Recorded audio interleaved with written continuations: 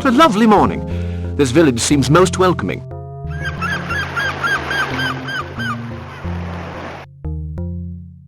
I must find Dr. Cobble. These two gentlemen should be able to help. Mr. Parker, I presume? Dr. Cobble? Delighted to make your acquaintance. Allow me to introduce you to Andrew Arlington, the mayor of our little community. Very happy to meet you. Thank you, sir. I'm very glad to meet you. There's no time to lose, Mr. Parker. We'd best be on our way.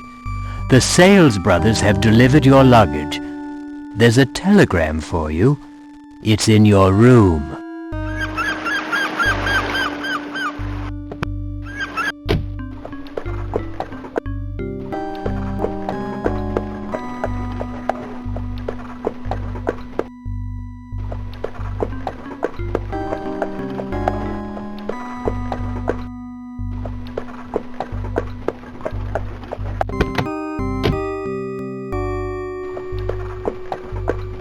Dr. Cobble tells me you're interested in stars And comets. comets. I guess your visit has something to do with Halley's Comet. Indeed.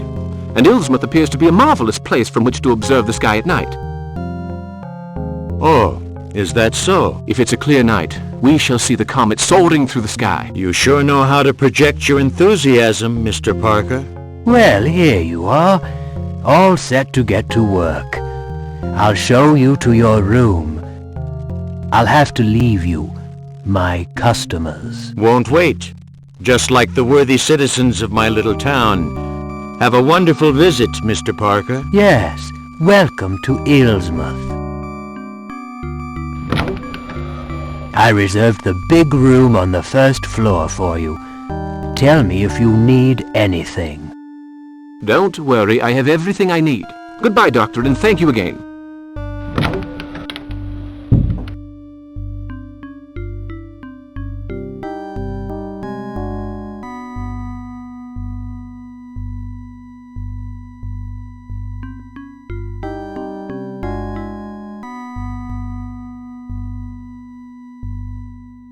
Tuesday, February 12th. I at last found a young villager willing to guide me through the forest for payment. Wednesday, February 13th. Good God, what a sight to see! The stars seemed a rifle shot away. This place must be a window to some other dimension. This evening I will take my material. Thursday, February 14th. This child of 12 is remarkable. A great deal brighter and livelier than the village children, who seem a sorry lot. He held the torches while I drew new constellations upon the map, undoubtedly inaccurate, given the position of the river. I have named them Octopus, Stalker. They are quite frightening. I have noted the place. I'll be there when Halley's Comet passes, and then, if the child was 12 years of age in 1834, he's 88 today. There's a chance he's still alive. The town records will have the information.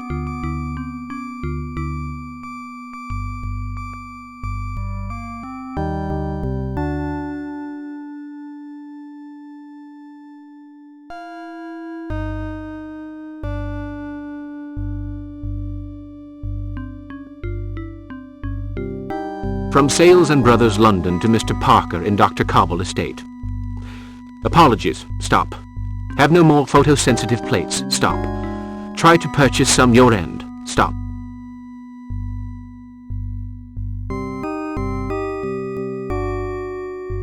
Now, let's see. The camera, a tripod, the lantern, the map of the area, but... oh, thank goodness. They didn't forget Boleskin's original drawing, the one I purchased at Christie's. I'll leave my things in this trunk for the moment.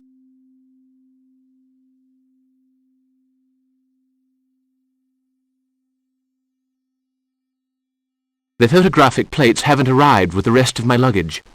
Summary of Boleskin's book. I met a 12-year-old boy willing to guide me through the forest. What a sight! The stars appeared to be a rifle shot away. He held the torches while I drew new constellations. I named them Octopus, Stalker. Who was that boy? There must be a register of births for that period. Where can I find the town records?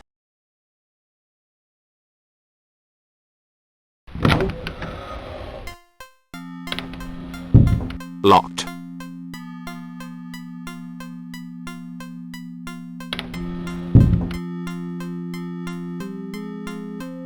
A doctor's degree in medicine and surgery from Miskatonic University. It's odd that a surgeon should end up in a small town like this.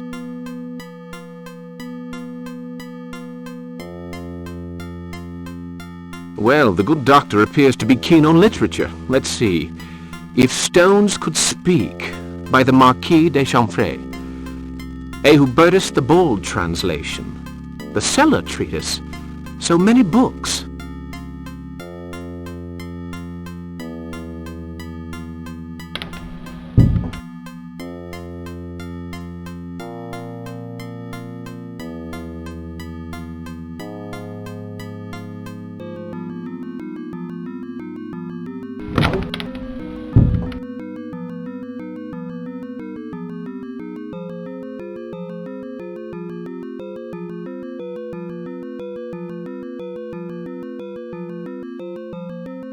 A. Arlington. Well, the mayor has a fine house.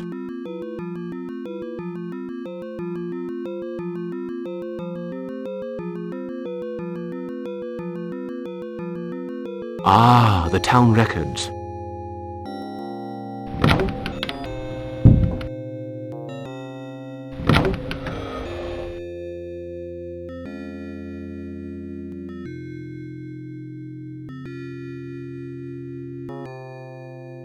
There you are at last, Mr. Parker. I've been expecting you. Oh, don't be surprised. Passing scientists invariably pay me a short visit. Of course, they're a rare breed around here now. Not like in the old days. But you don't want to hear all that. Allow me to introduce myself. Tobias Jugg, keeper of the archives and records, at your service. There's probably nothing I can tell you that you don't already know. You're wrong, Mr. Parker. I may know your name and profession, but not the reason for your visit.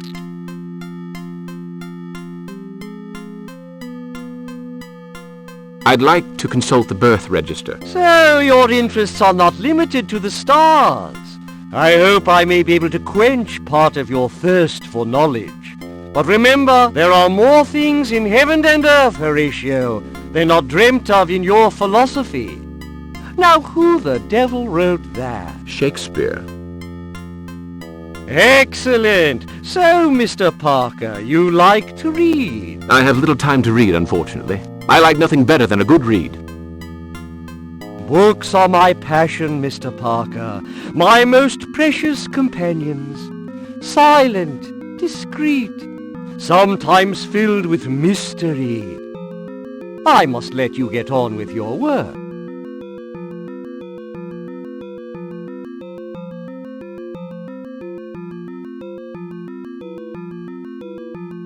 Fortunately, there weren't too many births in 1822. According to the register, there are 3 still alive today. Curtis Hambleton, William Coldstone, Thomas Greenwood.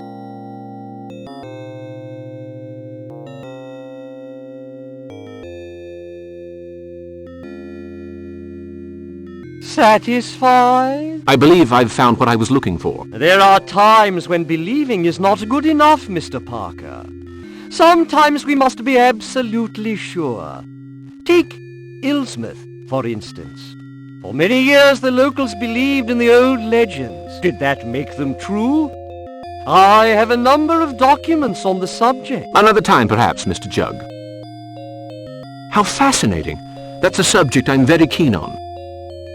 My library is full of such material, and I'm not talking about a mere single room. Oh, no. A lifelong study, you know. There are those who would dearly love to get their hands on some of those old papers, but they'll need to be smart. Come, Mr. Jugg. Who'd want to pay for old wives' tales? Well, they do say there's no such thing as a perfectly guarded secret, Mr. Jugg. Think of Oedipus's snake. Well, you're close to the mark there, Mr. Parker. But I'd better let you get on with your work. Come back any time. The records are open in the afternoons. I'm usually at home in the morning. My house is just right of the post office. Just ring whenever you want. I'll tell you some interesting stories. Most interesting. You're a likable young fellow. I happened to glance over your shoulder while you were consulting the register, and I may be able to save you some time. Greenwood lives in the house right next door to Dr. Cobble's. Coldstone's house is set back a little from my own.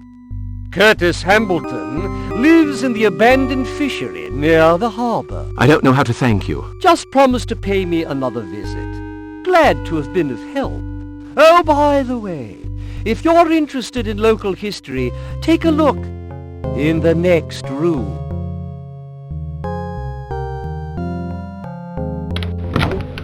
If you want to talk, I'll be at home.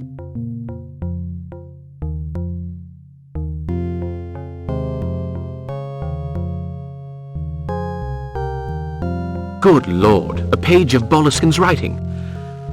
Wednesday, February 13th. Good God, what a sight. The stars were no more than a pistol shot away. That's curious. The word pistol has been crossed out and replaced by rifle. And a handwritten note. Truth sleeps beneath appearance. J. Keats. Interesting.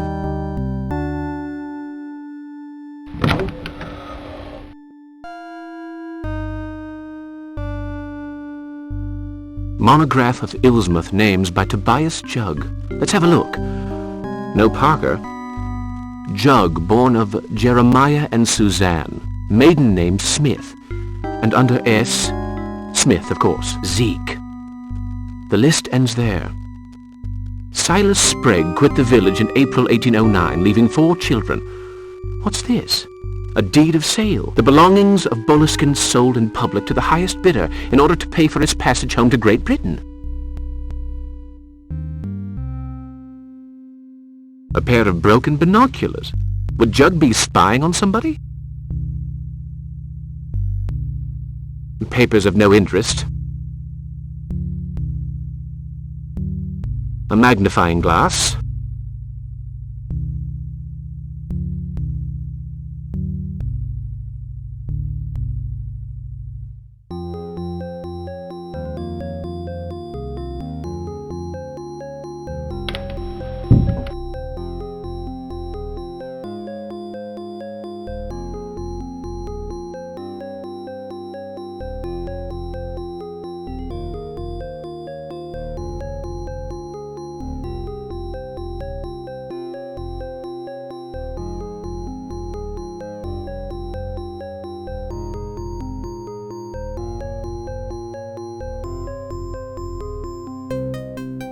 Excuse me, madam. You mean Miss, my good man. Miss Peacock. Do forgive me, Miss Peacock. I'm not from these parts. The name's Parker. Good day, young man. Mr. Greenwood? Don't waste your breath. This poor sinner is deaf, dumb, and blind. A terrible accident at the time of his birth robbed him of the sights and sounds of this world.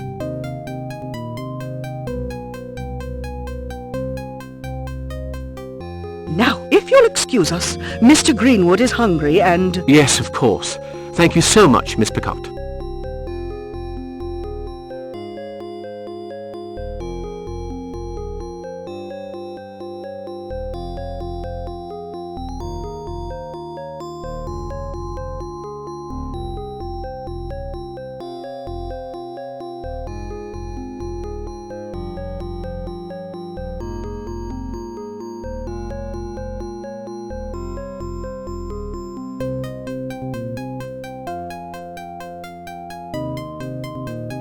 Why, it's a young lady out alone.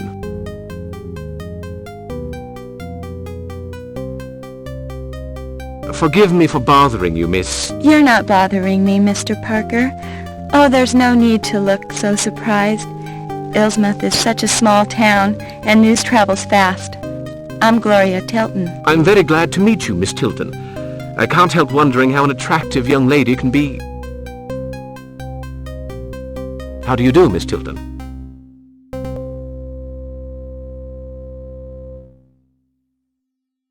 Miss Tilton, I am a desperate man. I really must find some photosensitive plates. You take photographs? Why, that's wonderful. I'll show you to Myers. He's bound to have what you need. He sells everything. Oh, you won't tell my Aunt Peacock about this, will you? She thinks photography's for flibberty gibbets. Really? Well, I'd be very glad of your most agreeable company. Please, Mr. Parker, call me Gloria. You're there? I have to go. My aunt's waiting for me.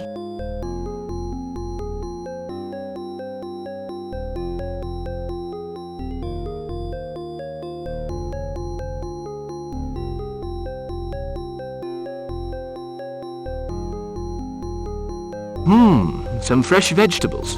And some fish. Not so fresh. Some fish. Be with you right away, sir. No problem, Mr. Hambleton. That'll be delivered tonight. Oh, I spoke to Miss Gilchrist. She got your package. Can I help you, sir?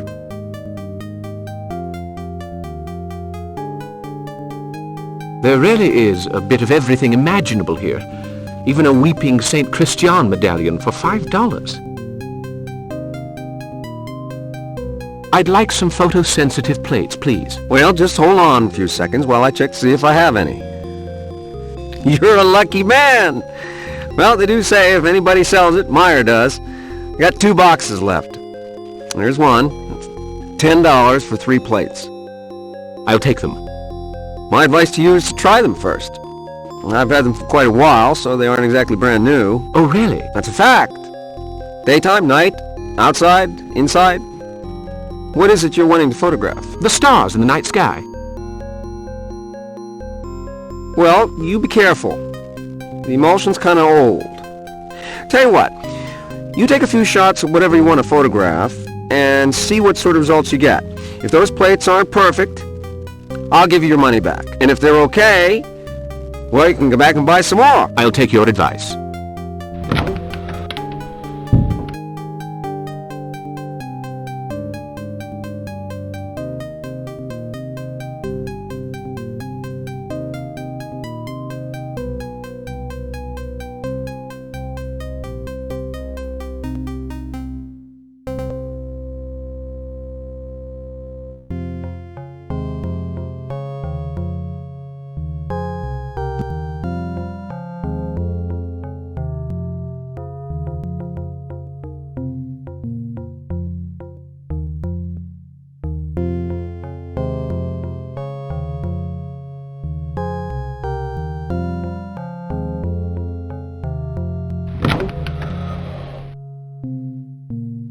The beams are covered in spider webs. This place is filthy.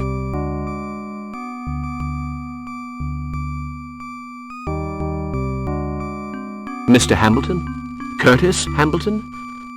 76 years ago, a British scientist, Lord Boleskine. Don't mention that name to me. Bad luck and trouble. I led him around for 3 nights. I carried the torch, the rifle, and I saw the thing. What thing? I wish I didn't remember. He'd drawn a map. I took him to the cross. I don't mind telling you, I was scared. Later on, I refused to go with my father to pray to the stones, so my father threw me out. My brother Wilbur cursed me, and now I live in squalid conditions. Where did you take Boleskine?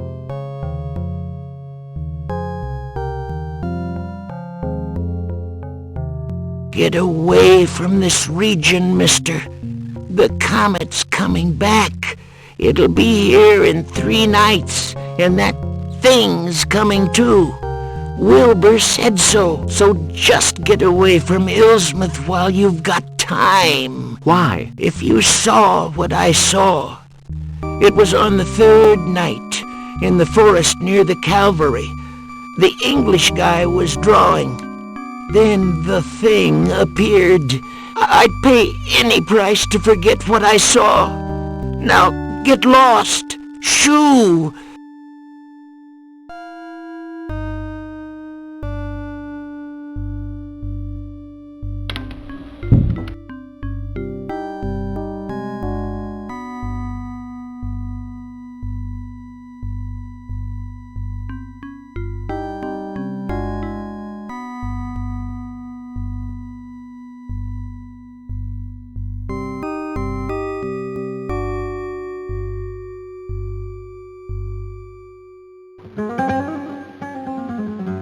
on, find somewhere else to mess up.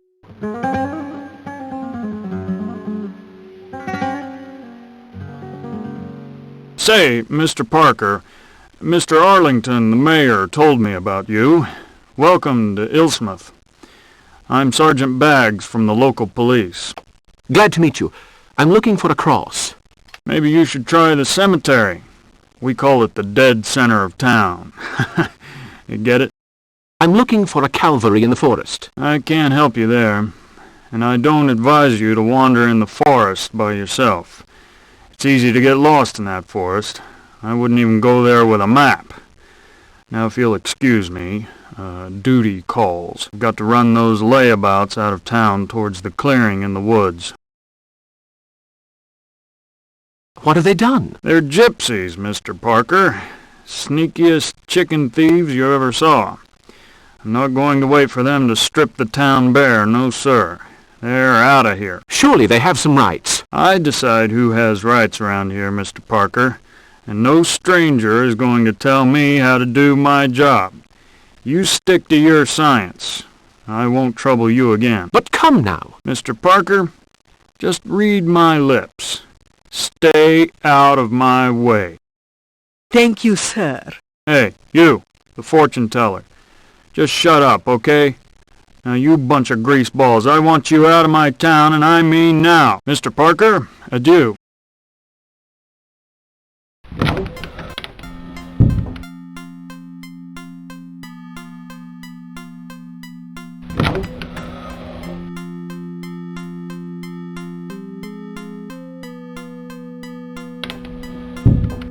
Let's look at the nameplate. T. Jug.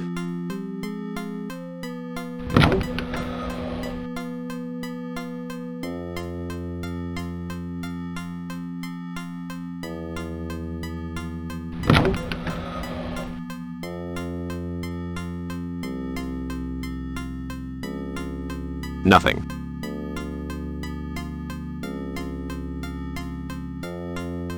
These butterflies really are magnificent.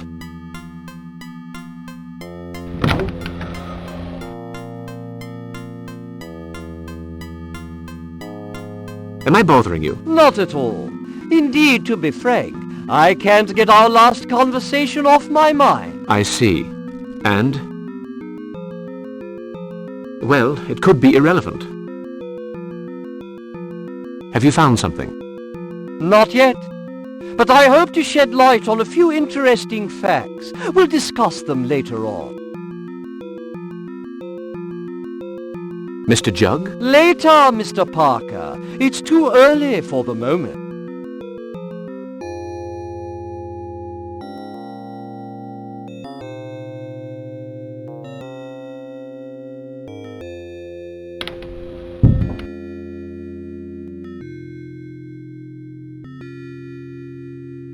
There, on the butt. L.B. Incredible. Jug has Boleskin's rifle. Oh, there's a message engraved in the gun. Dash it all. It's too small to read. If only I had a magnifying glass.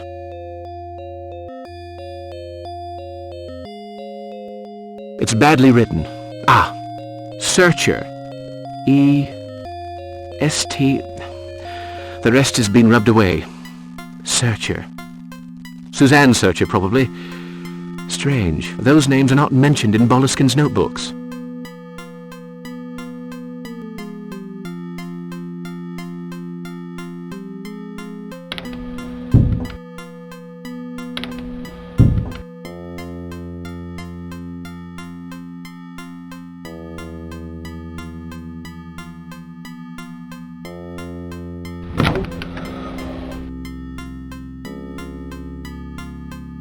Strange.